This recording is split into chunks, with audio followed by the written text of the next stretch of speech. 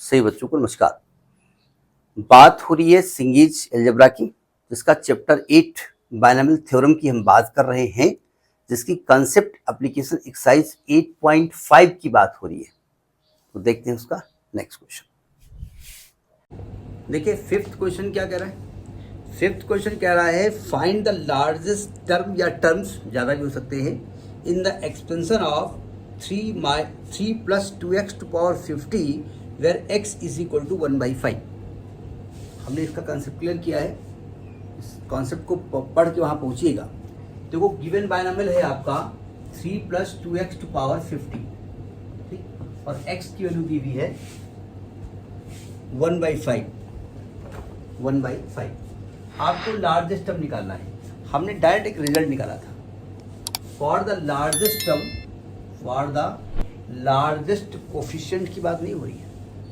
Middle term is the largest coefficient, largest term की बात हो रही है। ध्यान रखिए, कोफिशिएंट में केवल NCR NC ये लिखे जाते हैं, और कोफिशिएंट में जो और टर्म में वो x की पावर जो आती है वो भी लिखी जाती है, क्योंकि उसकी कुछ वैल्यू होती है। ठीक है, फॉर द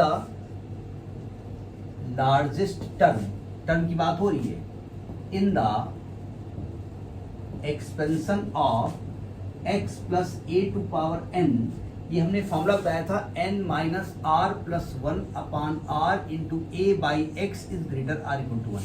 एक्चुअली में ये tr plus 1 upon tr is greater or equal to 1 से बना था।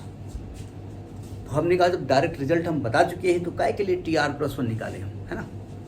n की वैल्यू यहाँ पर क्या है 50, r को निकालना है plus 1 upon r x plus a।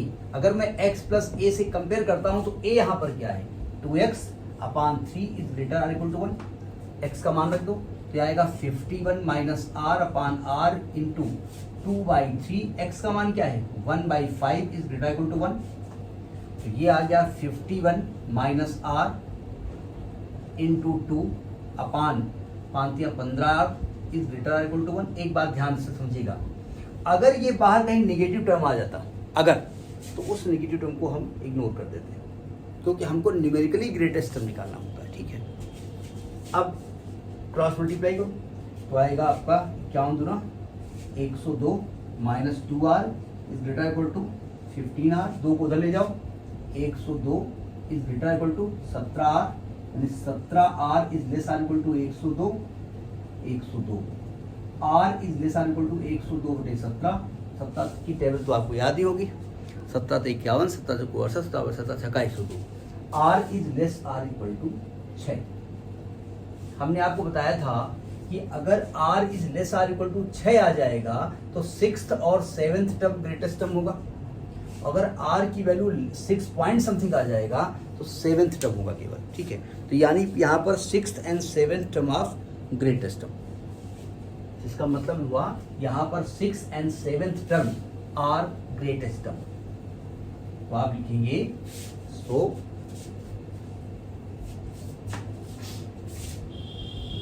6th and 7th terms are greatest term, numerically greatest term. आप कहेंगे कैसे हो सकता है, हो सकता है। अब उन्होंने आपसे ये नहीं पूछा कि which term is greatest, find the value of greatest term. तो आपको T6 और T7 की वैल्यू निकालनी पड़ेगी। ठीक है, जब हम T6 निकालेंगे तो इसको T5 प्लस 1 लिखेंगे, वही फॉर्मूला NCR यानी 50C5 3 की पावर 50 माइनस 5 इंटू 2x की पावर 5। ये होगा, इसको थोड़ा सा कैलकुलेट करिए। देखिए 50C5 इंटू 3 टू पावर यह आएगा 45 इंटू x की वैल्यू दी है आपकी 1/5, तो आएगा 2/5 की पावर 5। अब इसको कैलकुलेट करेंगे, इसी फॉर्म में अगर आंसर दिया हो तो काम चल जाएगा।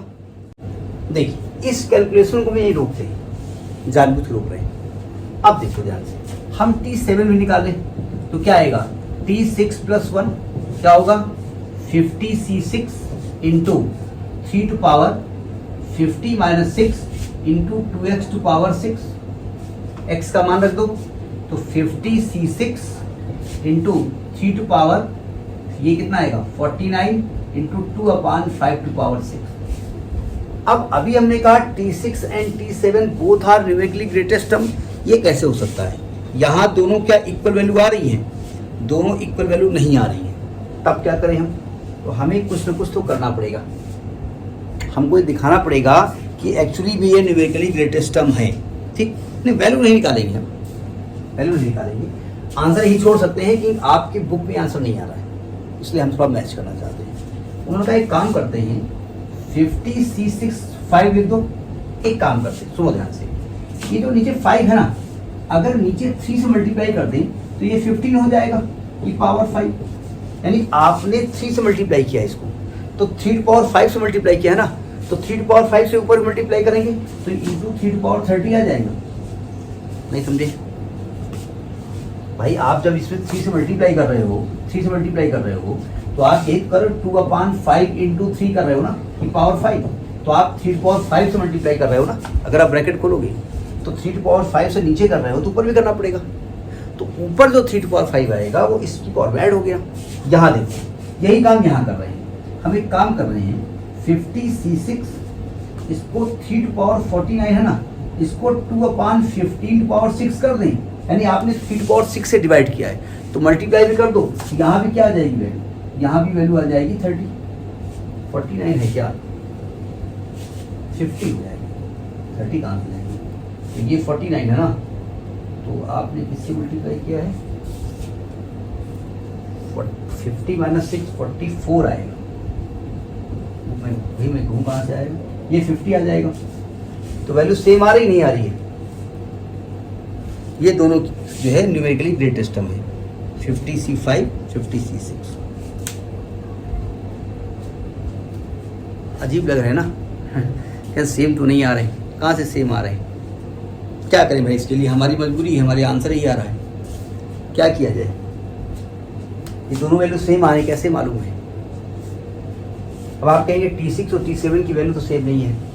सेम वैल्यू है, नहीं है कैसे है? अरे भैया वैल्यू सेम कहाँ दिख रही है? तो कैलकुलेट करो इसको, आप 3 की पावर 50 सब ऊपर करो, मालूम हो जाएगा। अब इतना कौन करे? तो एक काम कर दो, इन दोनों को डिवाइड कर दो। अगर दोनों वैल्यू सेम आ रही होंगी तो इनका रेशियो ना जाना चाहिए, बस यही मैं काम किए दे रहा हूँ। भाई दोनों टर्म सेम है, इसके लिए हमको कैलकुलेट करना पड़ेगा ना। भाई यहाँ 2/15 पावर 6 है, यहाँ 5 है, ये चीज़ सेम है, चलो ठीक है, ये इसमें भी कुछ चीज़ कॉमन टाइप की लगेगी, तो अब डिवाइड कर दो दोनों को। तो मैं एक काम करता हूँ, T7 और T6 को डिवाइड कर देता हूँ। अगर ये डिवीजन 1 आ जाता है तो क्या मैं कह सकता हूँ दोनों वैल्यू सेम है? चलो T7 क्या आ रहा है? 50C6 into 3 to power 50 into 2/15 to power 6 अपान। अब आप कहेंगे यही करना था तो आपने जबरदस्ती ये क्यों किया? थोड़ा कैलकुलेशन इजी हो जाएगा, 3 to power 50 आ जाएगा तो कैलकुलेशन आसान हो जाएगा। इसमें आएगा 50C5 into 3 to power 50 into 2/15 to power 5। अब इसको कैलकुलेट करो, अगर ये वैल्यू 1 आ जाती है तो मैं कहूँगा T6 और T7 दोनों सेम है और दोनों ही ग्रेटेस्ट वैल्यू। ठीक भाई, दो ग्रेटेस्ट वैल्यू कैसे हो सकती है? ये तभी हो सकता है दोनों सेम हो। तो देखो ध्यान से, ये भाई साहब तो कैंसिल हो गए। 56 क्या होगा? Factorial 50 upon factorial 6 into 50 minus 6 factorial. ये क्या आएगा? Factorial 50 upon factorial 5 into 50 minus 5 factorial into 2/15 की पावर 6 है, ये 5 है तो एक पावर बचेगी, तो ऊपर 2/15 बचेगा, है ना। देखो ये कैंसिल हो गया, एक 5 लिखा दो। अब देखो ध्यान से, 50 माइनस 5 45 हो जाएगा और 50 माइनस 6 44 हो जाएगा, तो 45 बाहर कर देंगे, अंदर 44 बचेगा। नीचे देखो 6 है, 6 बाहर कर देंगे, अंदर 5 बचेगा, इंटू 44 फैक्टोरियल बचेगा, इंटू 2/15 बचेगा। ये कट गया, 5 कट गया। अब देखो 15 छः का 90, 45 दूना 90, 15 तियाँ 45, 3 दूनी 6, 2 कट गया, ये वैल्यू आ गई। इसका मतलब आप कह रहे हो T7 और T6 एक्चुअली ग्रेटेस्ट टर्म है, दोनों इक्वल भी हैं। दो ग्रेटेस्ट कैसे हो सकते हैं? दो धुरंधर, दो हीरो कैसे हो सकते हैं? दोनों का पावर सेम है, इसलिए 2 हीरो हो गए। समझ में आई बात नहीं आई? तो ये आपका 5th क्वेश्चन है। Next video. नमस्कार।